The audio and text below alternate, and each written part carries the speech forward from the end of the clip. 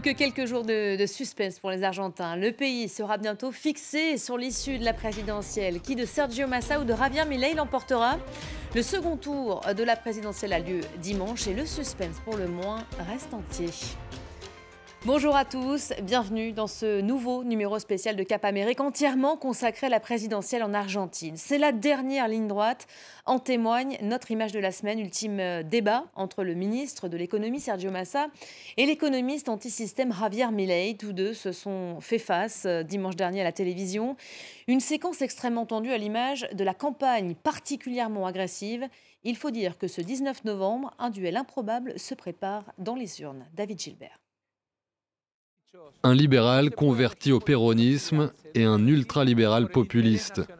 C'est le choix qui s'offre aux Argentins pour le second tour de la présidentielle dimanche. Javier, c'est toi ou moi. Sergio Massa est déjà à 51 ans un vieux routier de la politique. Ce centriste, adepte des lois du marché, a rallié au gré des scrutins le centre-gauche péroniste qui domine la vie politique argentine depuis des décennies. Il promet l'unité nationale. Ministre de l'économie depuis 2022, la situation catastrophique de son pays ne l'a pas empêché d'arriver en tête au premier tour en menant la coalition Union pour la patrie. Qualifié de pragmatique et consensuel, Massa a les faveurs du FMI qui continue de dicter sa rigueur budgétaire au pays. Vive la liberté!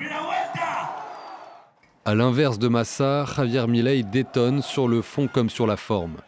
L'économiste libertarien de 53 ans est lui relativement novice dans l'arène politique. Il a lancé son mouvement La Liberté Avance en 2021. Avec sa tignasse et son style excentrique, il n'a cessé depuis de gagner en popularité. Ses positions ultra-conservatrices sur le port d'armes ou l'interdiction de l'avortement le placent dans la droite ligne de Donald Trump ou Jair Bolsonaro, deux hommes qu'il admire ouvertement. Rejetant la classe politique traditionnelle, il promet de mettre fin à toutes les aides sociales et veut dollariser l'économie en supprimant le peso. Voilà pour ces deux profils. On va aller plus loin avec notre invité David Copello. Bonjour. Merci d'avoir accepté notre invitation. Vous êtes chercheur en sciences politiques à Cergy Paris Université. D'abord un mot peut-être sur le profil somme toute assez inédit de ces deux candidats. Jamais l'Argentine n'a eu à faire un tel choix. Le choix original est particulièrement focalisé sur Javier Milei, qui a un parcours très atypique. On dirait un personnage de bande dessinée presque. Il a eu une enfance très solitaire, une adolescence très solitaire. Il a un côté ésotérique parce que son chien était son meilleur ami. Quand son chien est décédé, il l'a fait cloner en 5 exemplaires. Donc c'est vraiment quelqu'un de très étrange. Et avec un agenda, chiens, effectivement. Ouais, avec un agenda, un programme politique et économique qui est très étrange, qui n'a jamais été appliqué nulle part et qu'on peut définir comme anarcho-capitaliste. Donc c'est surtout de ce côté-là que se concentre l'originalité. Massa, de l'autre côté, c'est un politicien argentin avec une longue trajectoire très zigzagante, on pourrait qualifier d'attrape-tout. Et de ce côté-là, on est sur quelque chose de beaucoup plus classique. Voilà, profil beaucoup plus classique, effectivement. Les sondages, peut-être parlons-en, c'est serré. Il y a eu un premier tour entre-temps aussi qui a fait preuve de surprise. Aujourd'hui, est-ce qu'on est en mesure de dire ce qui va se passer? On est en mesure de dire que les attentes sont serrées.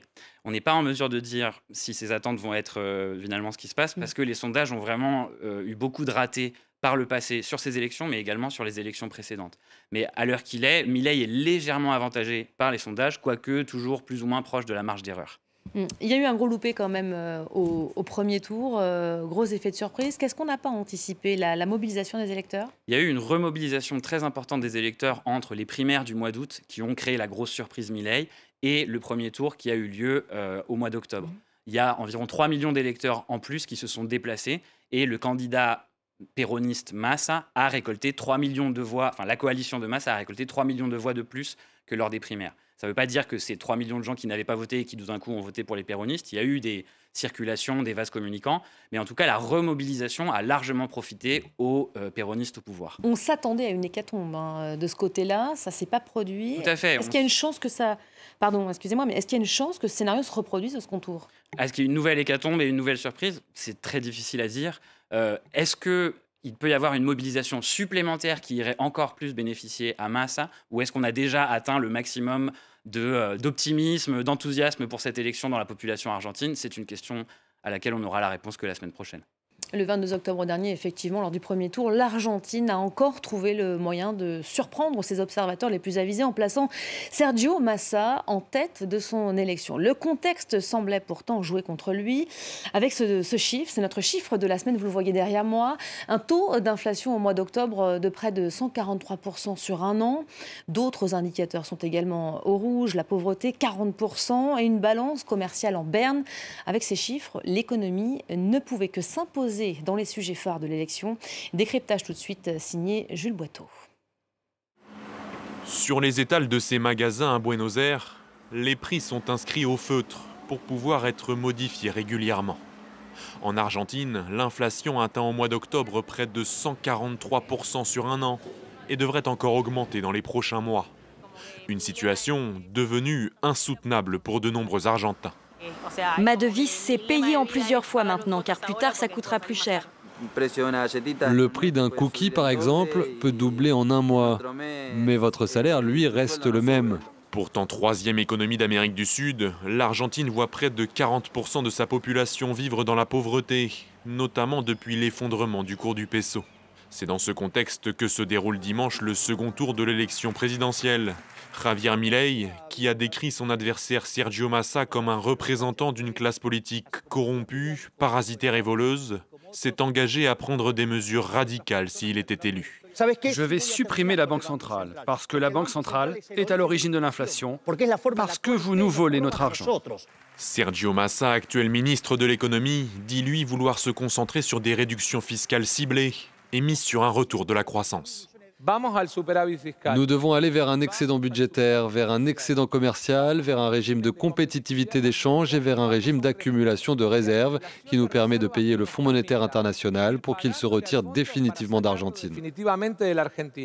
L'Argentine a contracté un prêt de 45 milliards de dollars auprès du FMI en 2018. Un prêt dont le pays a renégocié l'an dernier les délais de remboursement, faute de solvabilité.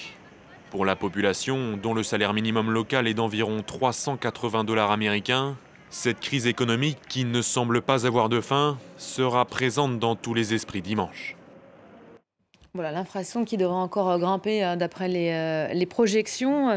L'économie, ça reste le grand sujet.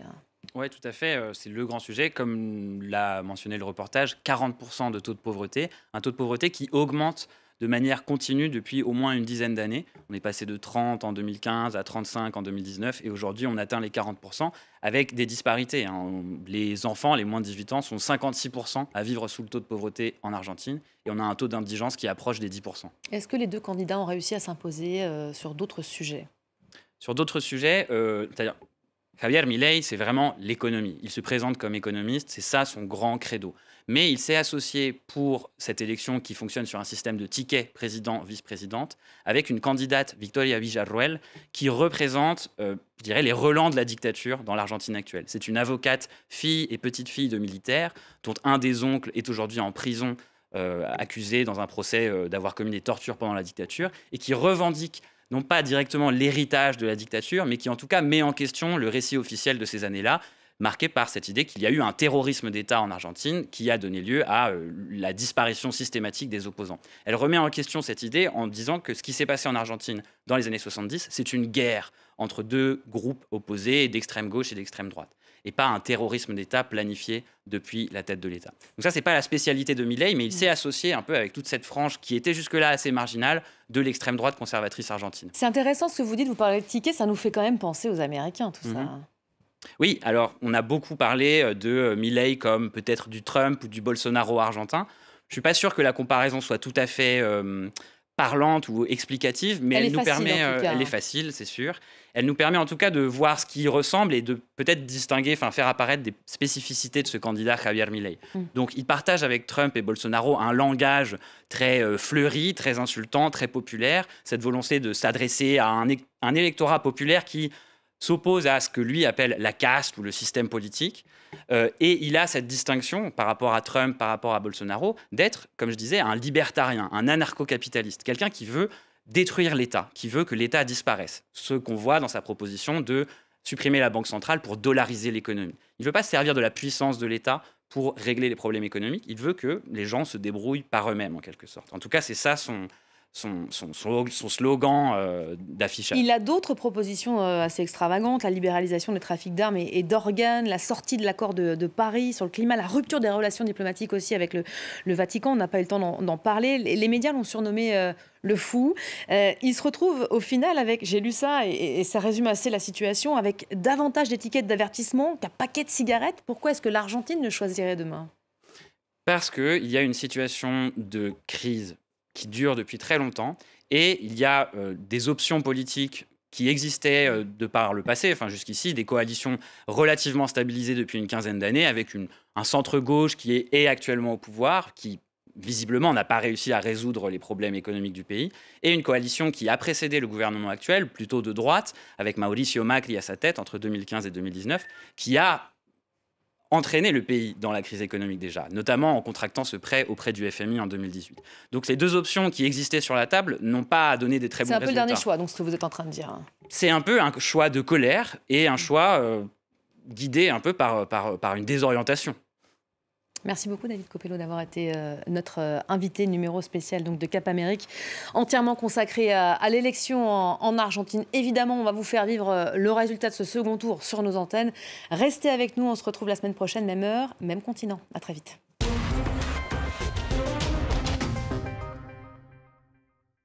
France 24 est la première présente.